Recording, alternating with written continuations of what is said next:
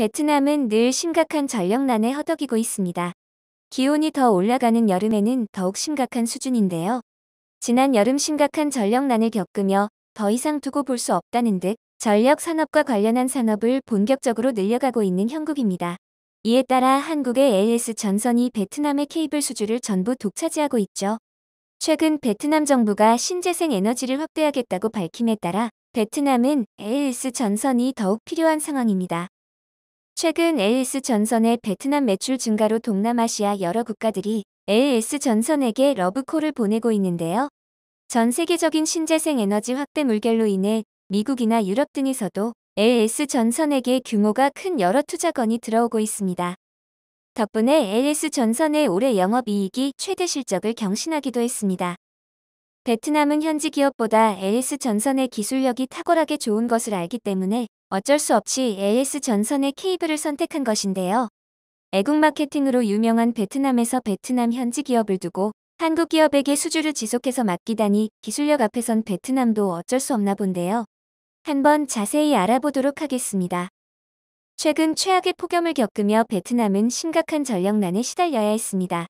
이렇게까지 전력 수요가 폭발할 줄 몰랐던 베트남은 미리 대비를 안 해놓은 탓에 전력 수요 급증을 감당하지 못했고 베트남의 전기 부족은 만성화됐었죠. 설상가상 전체 전력 생산량의 대부분을 석탄에 의존하고 있던 베트남은 석탄 가격이 치솟으며 석탄 공급이 부족해진 탓에 문제는 더 심각했었습니다. 당시 베트남 전력공사는 시민들에게 대대적으로 절전을 위해 노력해달라고 언급하기도 했습니다.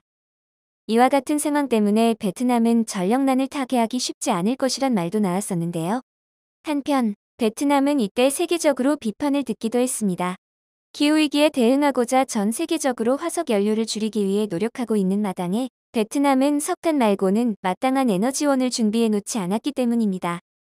니케이는 제26차 유엔 기후변화협약 당사국 총회에서 탄소 배출 감축을 위해 노력하겠다고 밝힌 베트남이 석탄 의존도를 줄이는 방법을 아직 보여주지 않고 있다고 지적하기도 했습니다.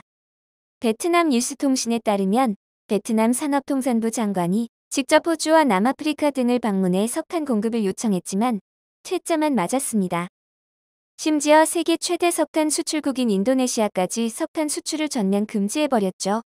전 세계적으로 탄소 배출 감축을 위해 노력 중이라 석탄을 공급받기가 매우 어려웠습니다. 이때 일각에서는 베트남 정부가 석탄을 대체할 뚜렷한 대안을 내놓고 있지 못하고 있다며 우려의 목소리를 높였었는데요.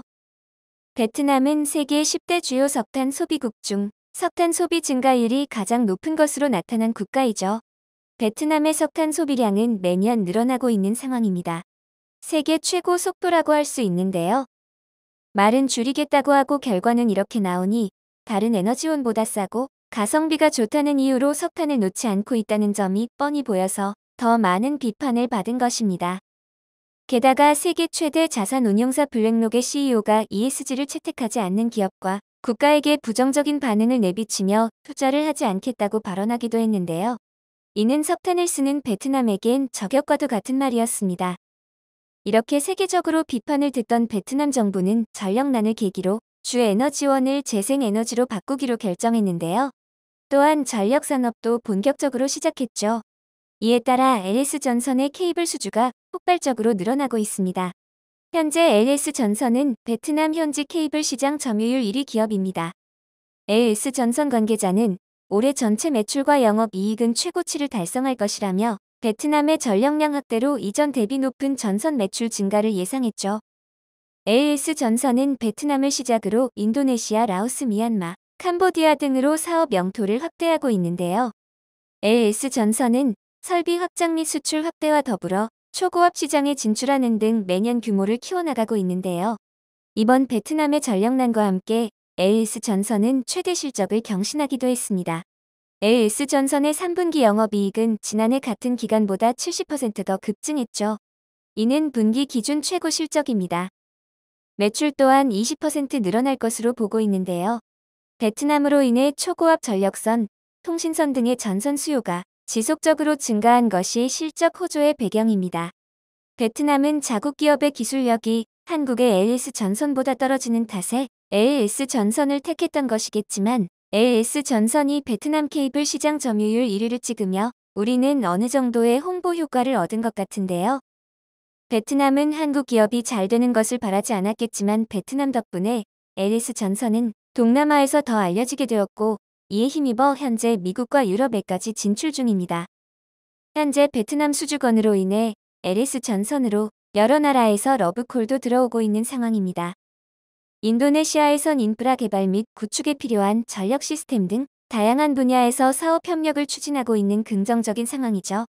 LS전선은 베트남과 인도네시아 등의 동남아 지역에서 경쟁력을 바탕으로 고성장할 것으로 기대가 되는데요.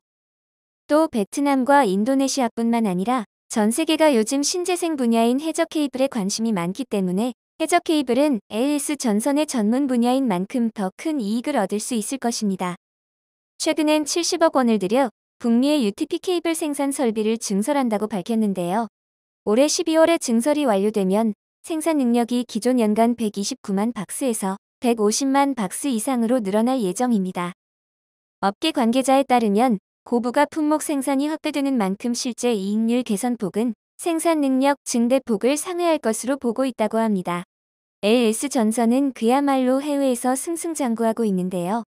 LS전선의 통신 케이블 수요는 한동안 계속 증가할 것으로 보입니다. LS전선은 베트남 기업보다 기술력은 훨씬 우수하면서 가격은 크게 차이가 나지 않습니다. 이 때문에 싼 것을 찾으려 베트남산을 고르려던 해외 기업들이 LS전선이 베트남에 세운 해외 생산법인 LS비나에 눈을 돌린 것이죠. LS전선은 UTP 케이블과 통신설비용 광 케이블을 생산하고 있는데 전체 물량의 95%가 수출용입니다. 특히 UTP 케이블 수출의 경우 북미가 80% 이상을 차지할 정도인데요. 업계 관계자는 통신선 최대 수출 지역인 북미 지역에서 고부가 제품 수요가 증가하고 있는 가운데 이에 대한 설비 증설이 1분기에 완료돼 올해 통신선 부문에서 매출 성장과 수익성 향상을 이끌 것으로 예상한다고 밝히기도 했습니다. 이에 따라 LS전선은 관련 설비 투자에도 적극적으로 나서고 있습니다. 현재 이집트에 케이블 공장을 준공한 상태이고 아프리카 대륙 진출에도 성공했습니다. LS전선은 이집트 생산법인을 거점으로 동아프리카와 중동 시장에도 진출할 계획을 밝혔는데요. 최근엔 북미 시장 공략에 속도를 내기 위해 미주 지역 본부도 신설한 상태입니다. 현재 LS전선은 미국 프리미엄급 전력 케이블 시장 1위 업체인데요. 이 기세라면 프리미엄급 전력 케이블뿐만 아니라 미국 케이블 시장 전체를 LS전선이 차지할지도 모르겠습니다. 이 때문인지 현재 LS전선은 베트남에서 500만 달러 규모의 초고압 케이블을 수주하는 등 베트남 내 유일 초고압 케이블 메이커로서 매출이 꾸준하게 증가하고 있는 추세입니다. 베트남은 한국 기업에게 맡기고 싶지 않아도 현재 전력 사업을 위해선 한국 기업에게 손을 내밀어야 하는 형편입니다. 베트남 기업의 기술력이 한국의 LS전선보다 뒤처지기 때문에 어쩔 수 없이 한국 기업을 골라야 하는 것이죠.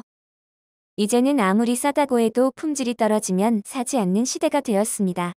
단순히 싸기만 했던 베트남 제품을 선택하지 않는 이유죠. 이처럼 최고의 품질로 LS전선의 케이블이 세계로 뻗어나가고 있는데요. 재생에너지 확대에 따른 LS전선의 수혜가 기대됩니다. 지금까지 에브리 클릭이었습니다. 구독과 좋아요 꼭 눌러주세요. 감사합니다.